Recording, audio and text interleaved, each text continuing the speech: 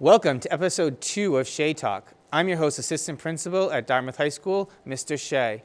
On today's show, I have the pleasure of sitting down with Orlando Riley and Lucas Waite of our very popular esports team. Sit back and stay tuned for another exciting conversation on Shea Talk.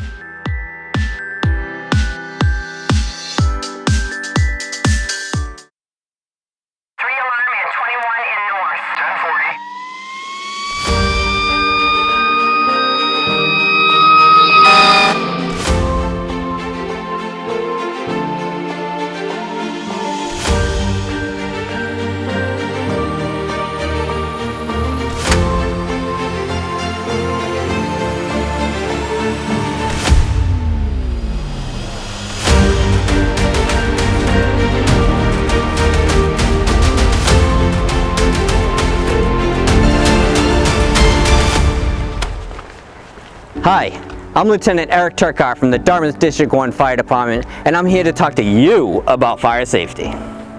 Match safety is very important. We like to say that all big fires come from small fires, and a match basically is a small fire. So you want to make sure that those are safely away and away from any small children. There are different degrees of burns that you can get from any kind of flame or any kind of fire. 3 types. There's a first degree, second degree, and third degree. Those are your most common ones. First degree burn is basically a sunburn.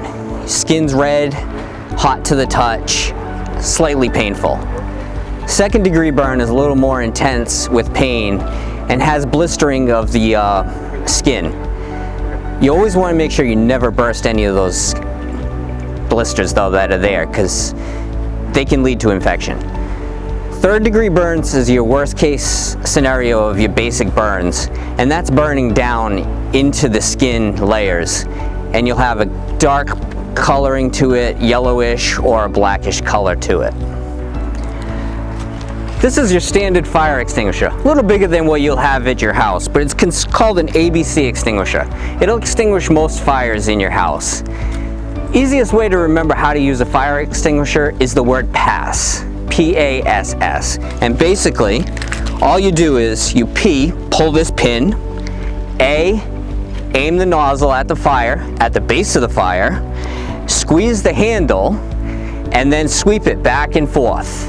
That's your easiest way to remember how to use a fire extinguisher.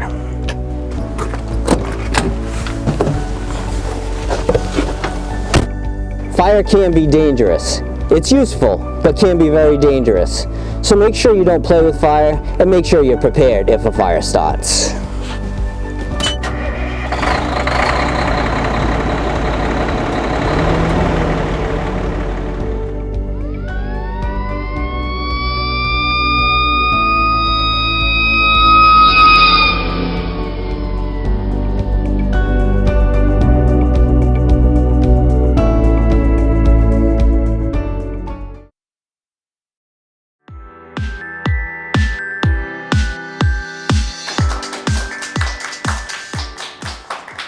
Hi everyone, welcome to another exciting episode of Shea Talk. Today we have our esports team. I have Orlando and Lucas here. Let's start off talking about the start of the club, because it's fairly new. It started last year. So Orlando, what was it like starting a club last year, getting involved in it, and going from there? It was a little awkward in certain spots, but it was a really good experience, and I had a fun time being a part of the club. Great. And Lucas, what was like a challenge or something you guys had to overcome as a club? Well, when we were first starting out, it took a while for us to have access to like all of everything we needed to become a full-fledged club. So that took a while. But in the end, we got everything working, and now we're having a great time. So you guys are fully up and running. So let's talk about what the club is like. When do you guys traditionally meet? I know sometimes you're down in pace, but sometimes you guys have actual practices. So what's that like? Well, we meet every Tuesday after school for about an hour. We usually talk about activities like tournaments or, I don't know, like setting up or getting ready for the season. Great. And you guys sometimes go down there during PACE too? Yes. So PACE is an opportunity, and you guys have your own like kind of video game room, right? Yes. So talk about that. It's in the room next door. Mr. Bosworth got a Switch for that room, actually. and we hook it up to the TV, and we usually play games on it during pace.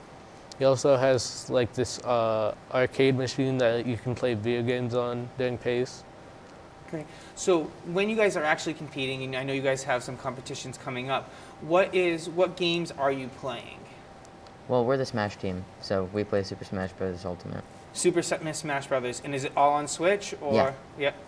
Okay. Do you have other teams in your club? Oh yeah, for sure. We have, well, League of Legends, Rocket League, Overwatch, Valorant. I'm not sure if all of those are like currently teams, but if anyone wanted to join and make a team, then that would be very possible. Excellent. And so you guys play on Switch. Other games can be played on different systems, right? Hmm. So what is the other popular systems that are being played at? Well, in we the have a competition? few computers in the room, Uh-huh. and a lot of people play on those computers during PACE or during our club meetings. So. Okay, so I guess this is the big competition question, right? In like video game culture, are you guys computer people or are you console people? It's hard to say. I play other games on console, but Smash is my best game, so I guess I'm 50-50. I like playing games on PC, but I'm also fine with playing games on console. Okay. And when you play on PC, are you the keyboard, like you use the keyboard keys, or are you like still using like the mouse and all the other aspects of it? It really depends on the game. Say for a certain game like Fortnite, maybe I might use like a controller, and for another game like Minecraft or whatever, I might use a keyboard and mouse. Excellent. I know that's like the big controversy, right? Are you a console or a gamer? Okay, so at home, we talked about our preferred system, but when you guys compete, what is it like? Are you competing against other schools in the building? Are you competing, or other teams in the building, or how does that work? What is the competition like? We play online against other schools' teams when we play competitively, I guess. And how is that different from when you guys play at home? It's more structured, right? Oh yeah, for sure. I So- mean, it's like we're in a group together, and we have to like. Oh no, sorry, I can't really explain it. Is there more teamwork and collaboration as a team when you're working here? Yeah, I mean, there's Yes. like coaching. You're helping your teammates out in between rounds, which is definitely a big factor in how you play in comparison to like how you play normally. Your like teammates are looking out for you. Great. Orlando, do you think you've improved as a video game player by being part of the video game club? Definitely. Yeah, tell me something about how you think you've really improved. I get to play in person with other good players like Lucas, which is a really big fact in Smash because online can get a little bit shaky at times. And you can also talk about the matchups and what you did wrong in a set together in person better than you can online. So let's do a Smash deep dive. Who do you play as often in Smash? Who do you like to play as? I like to play as Pokemon Trainer and Minecraft Steve. I also play Palutena in Game & Watch. Great. I don't really have one particular character, but I guess I'd say Falcon and Lucina. Excellent. I used to always play with Bowser all the time because I just like the big power of him, but it was not very good, so do not take my advice at all. Is video gaming your way of unwinding? Is it your way of just staying like your brain active? Like how do you use like video games in your own life? I would say both of those. It depends on how I'm feeling, but sometimes I'll like just keep my brain active by playing just like a competitive match online. I mean, matches online are far less competitive, but or I'll just relax and try to like just have fun with the game. It depends. What about you? I see it as a way to entertain myself and pass the time, and also as a stress reliever. And I also like to get competitive in games. Yeah, it's fun, isn't it? Yes. It is. It's fun when you go down a win and and you get all of that competitive juice flowing. So I totally understand that.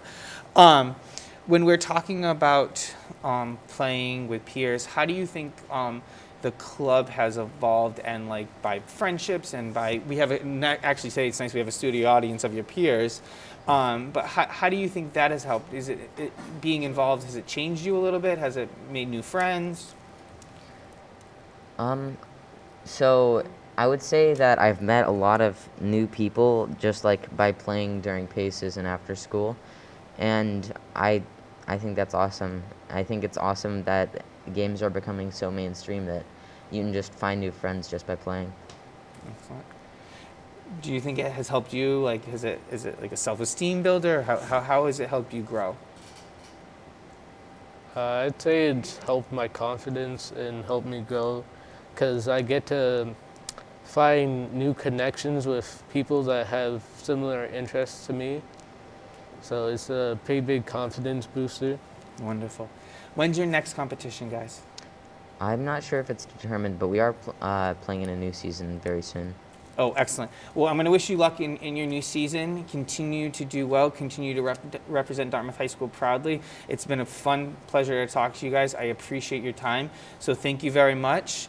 Thank you to our live studio audience here. I'm very happy to have you all here.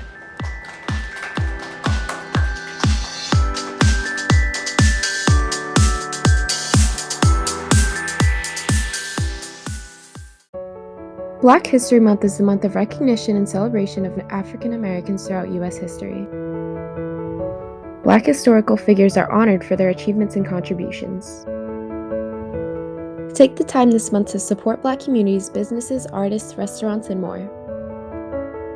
You also have the opportunity to understand Black history and search beyond the surface of common Black history knowledge. Remembering our Black ancestors' influence on the world and seeing their impact in today's society is essential to honoring their too often neglected accomplishments.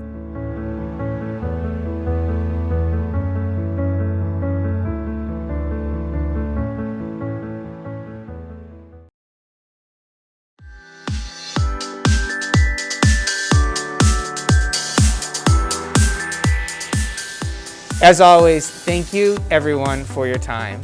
I hope you enjoyed meeting some of our talented DHS students. Special thanks to our DHS TV media crew for making me look good every time. Stay tuned for our next episode where you get to meet the amazing students who not only shine in the classroom, but thrive in our after-school programs.